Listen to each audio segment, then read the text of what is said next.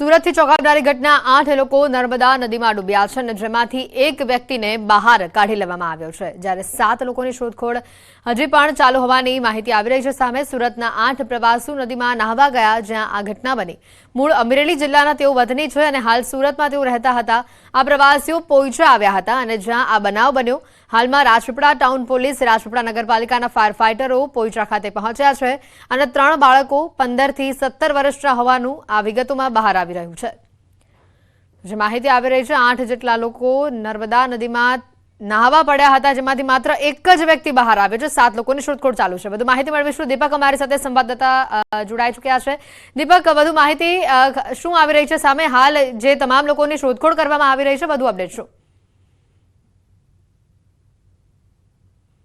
12:30 અરસામાં જે સુરતના જે ક્રિષ્ના પાર્ક સોસાયટીમાં રહેતા જે પરિવાર છે, પરિવાર નર્મદા પોઈચા નદી ખાતે નાહવા પડ્યા હતા અને આ 2 વ્યક્તિ પડતા એને અન્યને બચાવવા જતા ટોટલ 8 વ્યક્તિ આ ડૂબ્યા હતા। ત્યારે જેને એકને સ્થાનિક નાવિકો છે જે એક વ્યક્તિને બચાવી લેવામાં આવ્યો છે ત્યારે હજુ 7 જણા છે જેને શોધખોળ ચાલે છે। એક વાત એ પણ છે કે ન્યૂઝ 18 ગુજરાતીની આ એક ઇમ્પેક્ટ કહી શકાય કે તંત્ર દોડતું થયું છે। નર્મદા પોલીસ નહીં હતી પરંતુ તંત્ર કોઈ હતું નહીં। ત્યારે જે હાલ ન્યૂઝ 18 ગુજરાતી પર પ્રસારિત થયા બાદ જે નગરપાલિકાની જે ફાયર ફાઈટરની ટીમો છે એ પહોંચી છે। આપણી સાથે જે છે નર્મદા જિલ્લા એસપી પણ અહીં આગળ આવી પહોંચ્યા છે। ત્યારે એમની સાથે વાત કરીએ। સાહેબ, કેટલા લોકો અહીં આગળ ડૂબેલા હતા અને અત્યારે હાલ कई परिस्थिति से कितना लोगों ने शोधखोळ शुरू કરવામાં આવી છે? नमस्कार।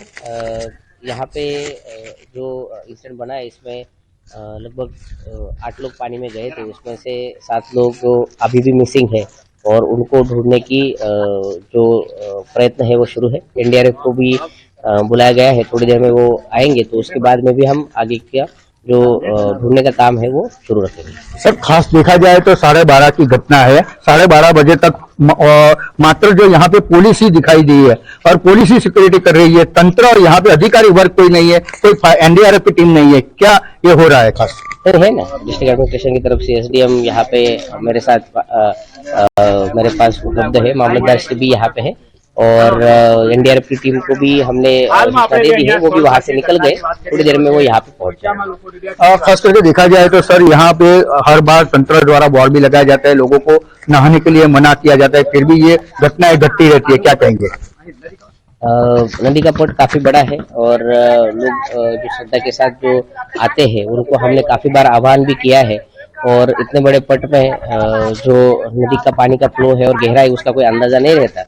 उसके बावजूद भी ये घटना बार-बार जो बनती है उसमें मेरी यही विनती है लोगों से कि इस तरीके का जो ये प्रवृत्ति है इसकी वजह से लोगों की जान माल के ऊपर बहुत नुकसान हो रहा है, तो ना करें और भविष्य में इसके ऊपर भी अभी कोई परमानेंट सोल्यूशन आए इस तरीके से हम प्रयत्न करेंगे। बिल्कुल आ था जे खास नर्मदा जिला पोलीस वाला तेओનું કહેવું છે કે જે તંત્ર છે તંત્ર હાલ આવી ચૂકી છે પરંતુ 7 લોકો જે છે 7 લોકો હજુ પણ લાપતા છે અને લાપતાને શોધવા માટે एनडीआरएफ एसडीआरएफ ની ટીમો જે છે એ કામે લાગી છે।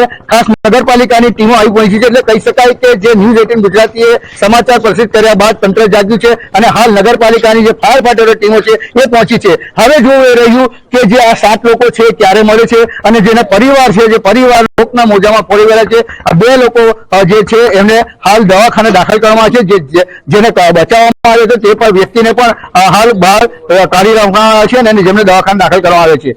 દીપક પટેલ, ન્યૂઝ 18 ગુજરાતી, નર્મદા। આ ઘટના સામે આવી છે, એક વ્યક્તિનો બચાવ કરી લેવામાં આવ્યો છે।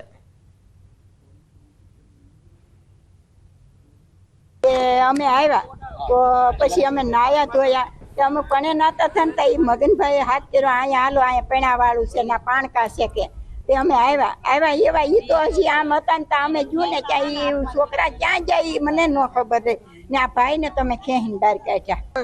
એક સોસાયટીના એક પરિવારની ઘોડે છે અહીંયા અમે નાવા આવ્યા હતા, રામકથાનું ભાગવત કથાનું કાર્ય કર્યું તે તો કઈ રીતે ઘટના બની ખબર ન પડી। હામાં જ ઉભા 1 ફૂટને વેળે અમે અંદર હતા, ઉભા કેળા ખાતા હતા, એમાં કેમ ખેંચાઈ ગયા એક ભાઈને માઇન્ડ કાઢ્યા, બાકી ખેંચાઈ ગયા ખબર ન પડી। ડાંગ જિલ્લાના વાતાવરણમાં ફરી એકવાર પલટો આવ્યો છે। હવા પંથકમાં બપોરના સમયે વરસાદની એન્ટ્રી થઈ છે। કમોસમી વરસાદને લઈને વાતાવરણમાં ઠંડક પ્રસરી છે। વરસાદના કારણે ખેડૂતોની ચિંતામાં વધારો થયો છે। ગઈકાલે પણ આપણે જોયું હતું રાજ્યના ઘણા ભાગોમાં વરસાદી માહોલ જામ્યો હતો। ડાંગમાં ખાસ કરીને સાપુતારામાં ગઈકાલે તો કરા પડ્યા હતા અને આજે ફરી એકવાર આ હવા પંથકમાં વાતાવરણમાં બદલાવ જોવા મળી રહ્યો છે. કમોસમી વરસાદ આવી પડ્યો છે અને આ વરસાદના કારણે ખેડૂતોની ચિંતા વધી રહી છે. એક બાજુ ગઈકાલે કરા પડ્યા હતા, પવન જોરદાર ફૂંકાયો હતો અને આજે પણ એવા જ પ્રકારની જાણે સ્થિતિ સર્જાઈ હોય તે પ્રકારની વિગતો આવી રહી છે. નિશાંત અમારી સાથે સંવાદદાતા જોડાઈ ચૂક્યા છે. નિશાંત, જે રીતની ખાસ કરીને આગાહી કરવામાં આવી હતી અને એવા જ પ્રકારના દ્રશ્યો ડાંગથી આવી રહ્યા છે. હજી તો સાપુતારામાં કરા પડ્યા હતા અને આજે ફરી એકવાર આવો જ માહોલ. જી ચોક્કસથી જણાવી દઉં તો હવામાન વિભાગ દ્વારા વરસાદને લઈને આગાહી કરવામાં આવી છે. ત્યારે ડાંગ જિલ્લાની જો વાત કરીએ તો ડાંગ જિલ્લાના વાતાવરણમાં આજે ફરી એકવાર પલટો આવ્યો છે. જિલ્લાનો મુખ્ય મથક આહવા ખાતે જે ભર બપોરે કમોસમી વરસાદ વરસ્યો છે. વરસાદને લઈને વાતાવરણમાં ઠંડક પસરી છે. તો ખેડૂતોની ચિંતામાં પણ વધારો થયો છે. જી બિલકુલ, હાલ જે વરસાદી માહોલ જામ્યો છે, કેટલા વાગ્યા સુધીની આગાહી ડાંગના અલગ અલગ ભાગોમાં કરવામાં આવે છે? નિશાંત, ડાંગના ભાગોમાં સાંજ સુધીમાં જે આગાહી કરવામાં આવે છે વરસાદને લઈને, ત્યારે જિલ્લાના મુખ્ય મથક ખાતે હાલે જે છે વરસાદ વરસ્યો છે. હજુ પણ કેટલાક વિસ્તાર છે, કેટલાક વિસ્તારમાં વરસાદ વરસવાની આશંકા લાગી રહી છે, કારણ કે જે વાતાવરણ છે વાતાવરણમાં પણ ધીરે ધીરે બદલાવ આવતો જોવા. આભાર નિશાંત, માહિતી બદલ. વાતાવરણમાં ફરી એકવાર પલટો આવ્યો છે. હવા પંથકમાં બપોરના સમયે વરસાદની એન્ટ્રી થઈ છે. કમોસમી વરસાદને લઈને વાતાવરણમાં ઠંડક પ્રસરી છે. વરસાદના કારણે ખેડૂતોની ચિંતામાં વધારો થયો છે. ગઈકાલે પણ આપણે જોયું હતું રાજ્યના ઘણા ભાગોમાં વરસાદી માહોલ જામ્યો હતો.